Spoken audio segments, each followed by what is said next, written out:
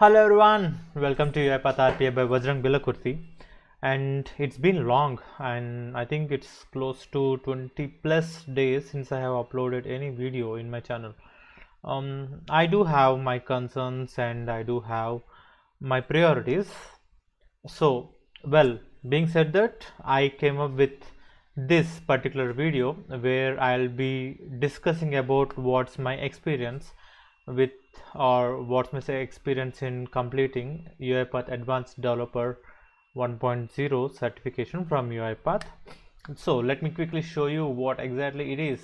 So this is the certificate that I got from UiPath for completing a paid certification that costs me around $200. I think it should be plus taxes, and it's for advanced developer certification. So when I started posting this in my LinkedIn, I started getting multiple messages on what exactly do we need to do, any guidance, and how exactly can we prepare for it. Well, why shouldn't we do this? Let's go ahead and try to answer all those questions so that you will be well aware of what exactly it takes to complete this particular certification. Well, do you need to complete only advanced developer certification? I don't think so. You also have, so basically there is a certificate.uipath.com which which is out of scope now, and we have uipath.com/learning./certification from where you need to take the exam, and this is apart from academy. So academy is a place where you can initially learn, but this is specifically for advanced developers, if you want me to say. And should everyone take this exam? I say no, because actually it costs you a ton, and if you just want to give it a shot, it's not recommended. You need to have proper experience and you need to understand the scenarios. Even people who have 1+ years of experience don't tend to complete, or don't tend to get 70 plus marks, or 70 plus percentage. So the cutoff is 70%. So it's better to be sure of what exactly you want to take up and make sure that you want to take this exam, or else I suggest you not to take it. But this gives you a complete, or if someone have this particular certification, then I can be sure that he have complete knowledge of UiPath because of the examination pattern that happened for me. I will also say how exactly did I went through, or did I start with my examination. But yes, if you want to start the exam, you can schedule your exam today, where you can go ahead and check with this particular URL. Again, here you just need to go ahead and select one of the exam. But the best thing is, if you want to take this exam, go with practice test first. If you are able to get around 80% plus in practice test, then you can easily get 70%. But if you are not able to get, then I'm not sure, because I have taken the exam and I have taken the practice test as well. It gave me the complete idea. If you ask me, then I would definitely say that since I have completed practice test and as well as the exam, I can say close to 60% of the questions you will get from the practice test, or close to 60%, or at least you will find similarities between the questions in practice test and the main exam. So if you want to take a test, go ahead and sign in. I have my own credentials, so I need not create it again. This is how it is, and I just need to complete or take this exam, which is advanced developer certification. But if we also have RPA associate. Well, I have taken this particular associate developer certification as well, but only the practice test, since I am well aware of the basic concepts and I am working for the past 6 years with UiPath, or 5+ years if you want me to say exactly. So it's a bit easy for me, but advanced developer is a bit tricky, and I'm able to crack it. And if I'm able to crack it, then of course you too can crack it. But make sure you know everything coming with the project structure, how a linear process is available, what is a linear process, and what are we will get questions about merging data tables, how you are merging the data tables. All these questions will come up. So there is a blog post actually to help you understand how exactly you can clear this exam. I did follow that particular blog post and it's easier.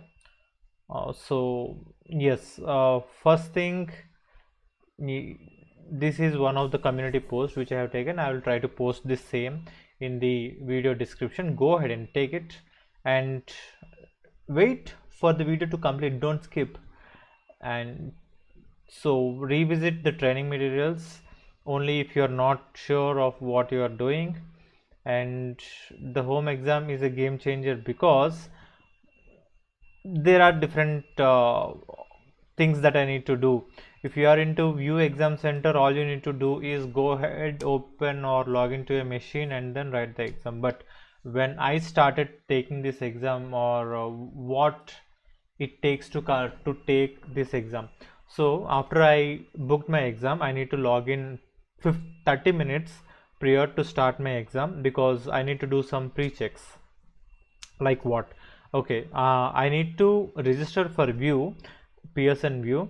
Then I need to have a valid ID proof, and that valid ID proof should have the exact name that I have registered in this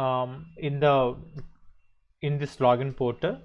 And I used my passport, so please give whatever name you have in the passport. And the second thing that you need to do is you will be sent a link to your mobile which helps you to take pictures of all the 4 sides along with the desk. That's what they are checking on. So you need to take a picture of your desk. So I have taken picture of my desk and what's there on the left side, what's there on the right side, and what's there in front of me and behind. All the 4 pictures will be taken. Then when we start the exam, or when we click on continue, I think there are some pre-checks that will check, or that will help, or there is some authentication that's being done. If the photo is blurry, then it will ask to upload again. Some checks were there, so it's better to log in before 30 minutes so that you can complete all the activities. And your laptop or your desktop should not have any secondary screen. If you see me on the right side, I think you cannot see the screen, but normally I will have my secondary screen on my right side, but you should not have any of the screen on your connected to your laptop or desktop. There should be only one. And we should not have any application open except example.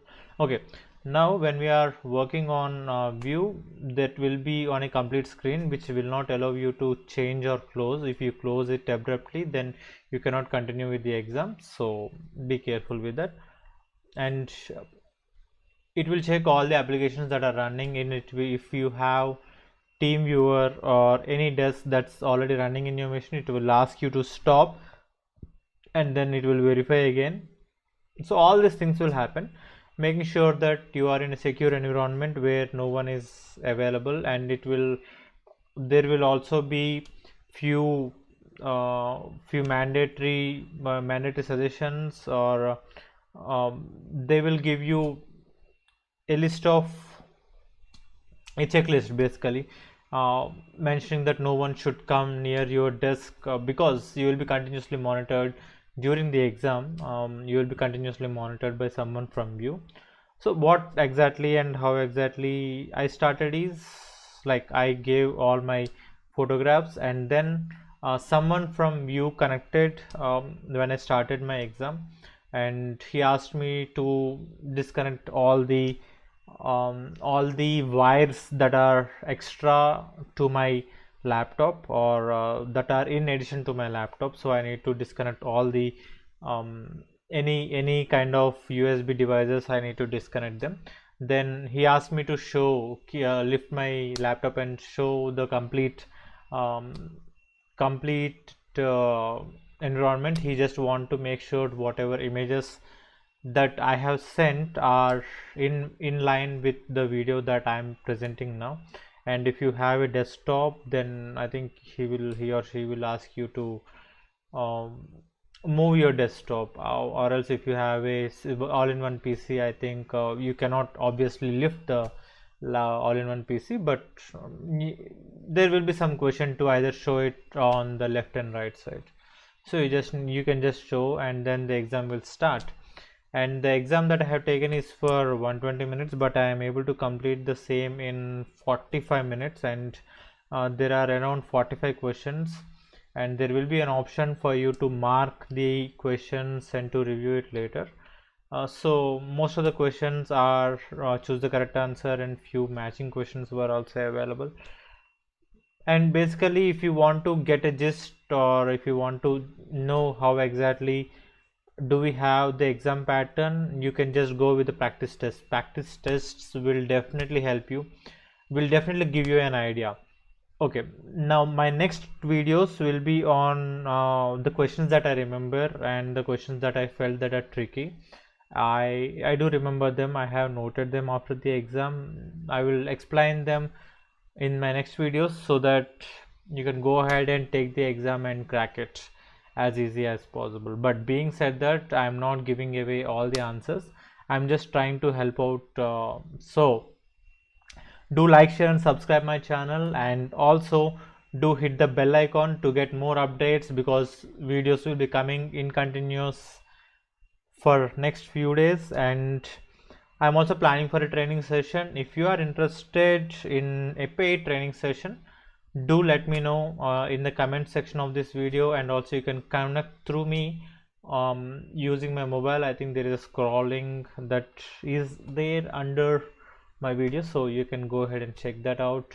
Connect me or WhatsApp, so we can go ahead and communicate, and we can talk, and ping me for any issues or any help that you require for UiPath. Let's see, I too can learn things and you too can learn from me. Bye bye. Like, share and subscribe. Don't forget to hit that bell icon.